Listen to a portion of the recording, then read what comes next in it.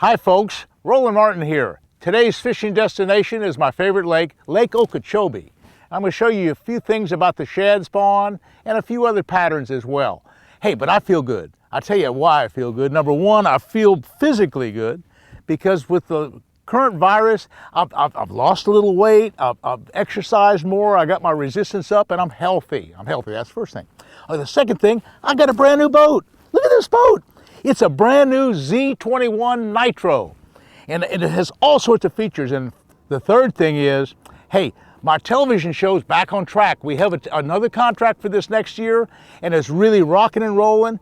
And my YouTube channel is going crazy. I have over 100,000 subscribers now on my YouTube. My advertisers are happy, my viewers are happy, I'm happy, and that's really, really a good deal. And the next thing and the final thing is the fish are biting. I'm going to show you some good patterns today, show you some real exciting action. So let's get started. I'm going to show you what I'm going to do. Okay, the first thing I'm going to do is there's a shad spawn going on. And a shad, let me explain, this is a swimming jig. There's three kinds of jigs. There's a flipping jig, a swimming jig, and just a casting jig. A swimming jig is designed to go swimming through the grass. And it emulates a minnow, whereas a flipping jig, you flip it and it looks like a crawfish, okay? And a casting jig as well. But this is a swimming jig and it looks like a minnow. Okay, on the back of this swimming jig, I have a Zako. This is a Yamamoto new product that's just really, it looks like a minnow. Okay, that's the first thing I'm going to throw. The second thing I'm going to throw is a chatterbait. This is a chatterbait that has, again, a Zako minnow on the back. Chatterbaits are really, really great for just a lot of application. Again, it looks like a minnow. And for a backup, what I tell you, whenever I fish, and I might miss a fish, hey, look at that. That's my 7.5 cut tail backup Yamamoto worm. Okay, so I got that all set up and it's all on braid, all on favorite rods. Okay, folks, let's get started. I'm going to take this swim jig. I have it set up on some braid, and I'm going to watch this grass bed, and I'm going to hope that I see. Oh, look! There's one broke right there. I'm going to throw that spat, get the rod in position, and reel it along slow and easy. Oh, I think I missed him. I don't know if he hit her. I got him. First cast of the day, son. That's what we're talking about. First cast of the day. That's a shad spawn at its best. I know that's not a really big fish, but Okeechobee has got some really big fish in it. And if you have the right setup, you can catch them right and left, or left and right, or however you want to catch them. Now, you know, I feel good. Okay, one of the reasons why I feel good is that I'm physically healthy, and I'm optimistic about the year, and I'm positive. So with a positive attitude, I expect to catch a fish. And when I do, I'm going to get ready. I'm going to get my rod ready. I'm going to make my cast right down there. There was another one right, it just swirled right there. Okay. Second cast of the day. It's really long, slow, and easy. Ooh, there was one broke just ahead of that. Oh, there, see that one? He have to watch. Okay, now watch this. I just throw past it about 5 or 6 feet. Come through that same spot. Swim jig. Oh, look, he's right there by it. Oh, well, he came after it. He didn't get it. He came after it. Look, he got my tail. Let me throw this. He got my tail. Let me throw this jig. Let's throw this one. It's a chatterbait. He got my tail, the other one did. Let's get another trailer. I'm using these Zako trailers, and I got another kind of trailer too. There's two kinds of trailers that I'm using today. One is the Zako trailer, and the second is the swimming Senko trailer, and I'll show you that in just a minute. But what happened, that last fish came up, and he cut my daggone tail off. Okay, let's see what happens. Now, let's get another one right there. He's right there. I got him. He's not real big. Hey, but that was being persistent, throwing back in the same spot. And when they hit it, hey, you got them. Now, speaking of getting ready, you know, with my attitude, I know I'm going to catch one. So what I have is, hey, let me just show you another thing that I do right here real quick. Another thing that I might do is I might take this cushion button and I put it on the back here. It gives me a better support. I have my favorite rod, and this is the Pro Series. This is the brand new Pro Series that I've been talking about. We came out on Memorial Day with a whole series of them, and they're really, really perfect. I have it set up with the Solace reel, and this is 50-pound braid. Okay, chatterbait time. There was one just hit right there.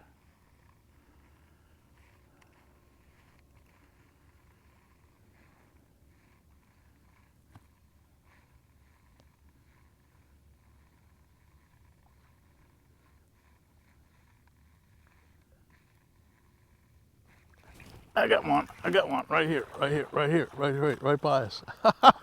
Chatterbait time, right by the boat. That was cool. That was cool. These are just small fish, but occasionally there'll be a big 5 or 6 or 8 pound bass in this grass bed. In fact, years ago, about 25 years ago, I was with my brother, Bobby. He's from Maryland. He had never caught a bass over 7 pounds.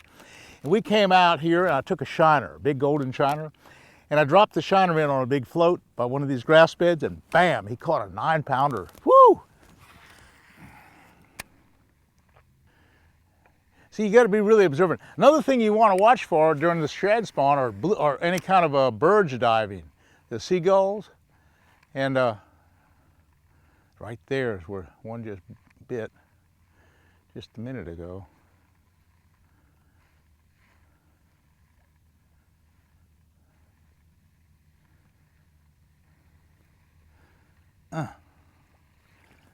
Right here. There's one. Got him. He was just off the grass just a little bit. But I saw the minnows kind of rolling. Now this is pretty fast action. You'll have to admit, this first hour, you can catch fish after fish after fish. Now I know these are only a couple pounds. Hey, but you never know when you're going to get that big one. Let's just keep doing this. This is so much fun. You can catch so many fish on the shad spawn. It's just unreal. So many fish. Now, another thing that you might want to think about is that in all the southern reservoirs around the country, there are shad, most of them.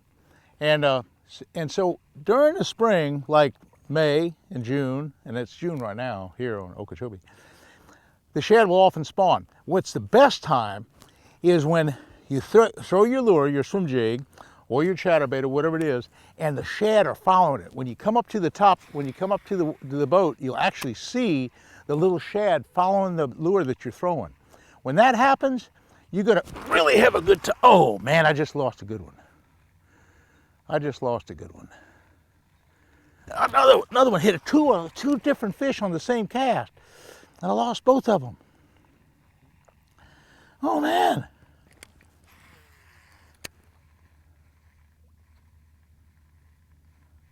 Well, we've kind of boogered these up a little bit. We might want to move up the grass bed just a tad more. Hit my power pole, the up position. I'm going to make one more cast down this edge, and then I'm going to start working this out left-hand edge right here. But I missed 3 or 4 right there. There's one. I got him. I don't know how big he is, but I got him. Now that's the secret of braid. You know, you need a heavy rod when you're fishing this grass. I know this isn't a real big fish, but the point is, they get around the grass, and if you don't get them out of the grass, you're not going to get the fish. So you have to have a stout rod, and I like braid. Okay, I'm going to put another Zaco on there. Okay, nice little Zaco trailer, and that's such a pretty little bait. It's the prettiest bait in the whole world. Okay. Okay. That's so cool. That's so cool. Okay, let's try another one.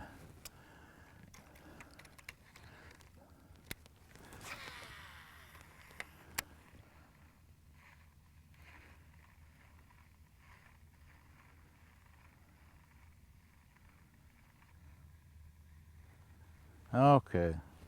Double tap, come up with my power poles, cast ahead of us. There's one. I got him. I got him. I got him. I got him. Son. It hit the water and he was on it. The second it hit the water, he just came and busted it. The second it hit down, he must have just seen it come through the air. I don't know what he did. It's just a small one, but it was a lot of fun. It was a lot of fun. In other words, that was a real active fish. It hit the water and he had it.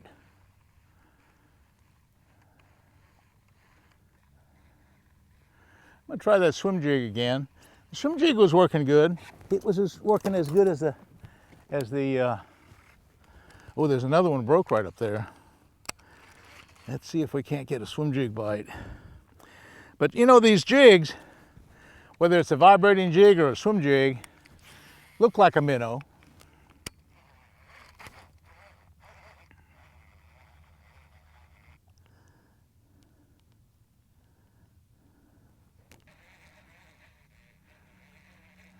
There's one, right here, right on the outside edge.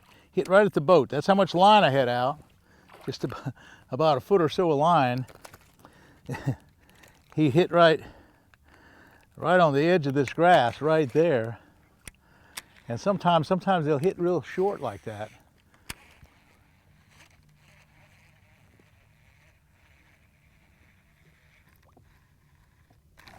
Oh yeah, big one. Big bass, big bass.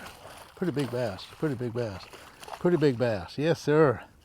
That's what we're talking about. That's what we're talking about.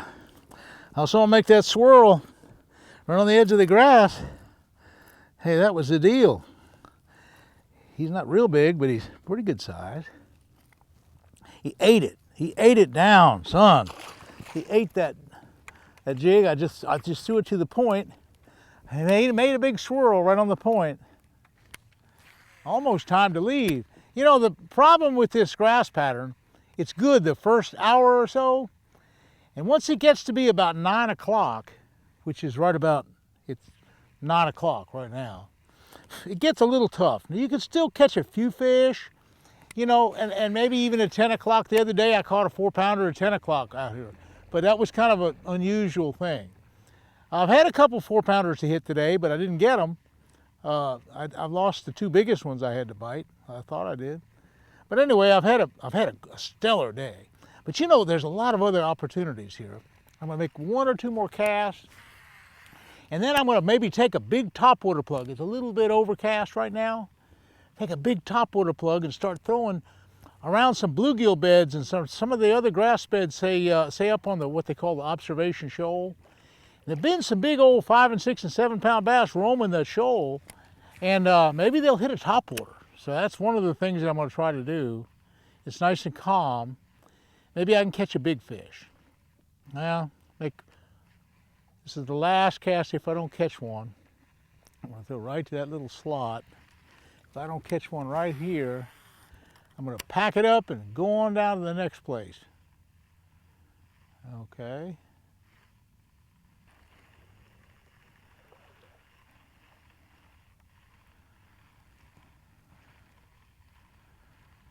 What I'm going to do is I'm going to tie everything down. It's a really good idea. This boat has come equipped with rod holders like this. Okay, pull my trolling motor up. Boy, what a neat deal. Just everything is so slick right now. Get these rods all secured and get my life vest on. That's the other thing.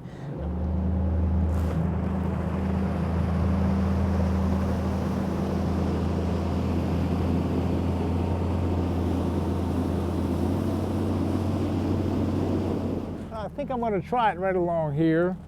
I'm going to drop my power poles real quick. And I'm going to get, I think, a big Zero spook or some kind of big topwater might be a real good deal. I got a bunch of stuff in the rod box. Boy, this boat is something. It's got so much storage. It's got everything. I'm going to look in right here. Okay, let's pull this out and see what we have for topwater. I'm going to try some big topwater stuff. Now here is a good one that's really good. That's a big chug bug. It's a saltwater series. But I'm going to throw that one, and the other one I might throw is this big chrome-looking Zara spook. I'm going to take it out. Well, I'll leave it in the box right now. But I'm going to throw it on 20-pound regular monofilament. The reason why I'm throwing topwater on monofilament, fluorocarbon sinks, and on a real long cast, if you let the fluorocarbon sink, it'll pull that plug down. So I'm not going to use fluorocarbon. I'm going to use monofilament. Okay, I got my chug bug. I'll just show you how it works. It's a pretty noisy plug. I'll tighten it up, tighten the drag up, and just chug it along. And I'm going to throw to these points. I'm going to try both the inside of the grass and the outside of the grass. And these big bass are kind of roaming this area. They're kind of moving around a lot. And so what you have to do is you have to cover a lot of water. And the other thing that happens with some of these fish, I'm going to take my power poles and put the power poles up. What happens with some of these big bass is that they travel together. Sometimes there's 2 or 3 of them in a spot. And of course, points are good. I mean, they might hang around that point. I mean, there could be something right there, like, you know, that's kind of a neat point. But basically, I'm just going to cover a lot of water. Oh boy, a good one. That was a good one. That was a good one. That was a good one.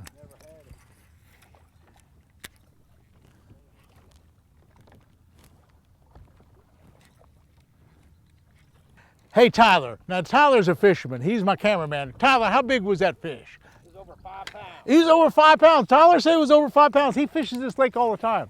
So that was a big bass. It was a big bass. And it hit my, well, it never got it. It never got it.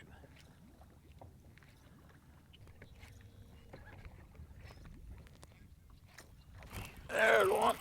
There's one. Good one. Good one. Good one. Good one. Good. Big bass. Big bass. Big bass. Big bass. Look at that guy. Oh, he's not fighting very hard. He's sick or something. He's a big bass though. Look at the size of him. Yo, man, look at the size of that bass. Whoa, son. Look at that guy. Oh, my heavens. Oh, heavens. Oh, look at that guy. Whoa! Monster bass. A monster bass. He just sucked it down. He just sucked it down. Son, he didn't hardly hit. It's just a little bitty sucky deal. Well, I missed a couple big ones today. Hey, but that's a great big 8-pounder there, boys. That's a great big old fish. Woo! That's as big as they get. That's the kind of fish we're talking about. That's an Okeechobee special, son. Woo! Well, I lost another one almost this big to start with, and then I caught, anyway, I've caught a lot of fish today. I'm gonna let this one go. Oh, what a deal. What a beautiful bass. Beautiful bass. He just sucked that thing down. Go ahead, boy. Oh, there he goes. Let me show you what I'm using. I'm using a saltwater chug bug. It's a great big saltwater plug. Using 20-pound monofilament. This is a Bass Pro Shop XL series. Good sharp hooks. I think it has a big rattle to it.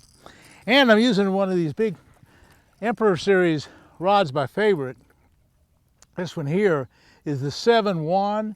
It's my favorite size. And I got the Solus reel. And I'm just making a long cast. You saw what happened. He just sucked it down. It wasn't anything to it.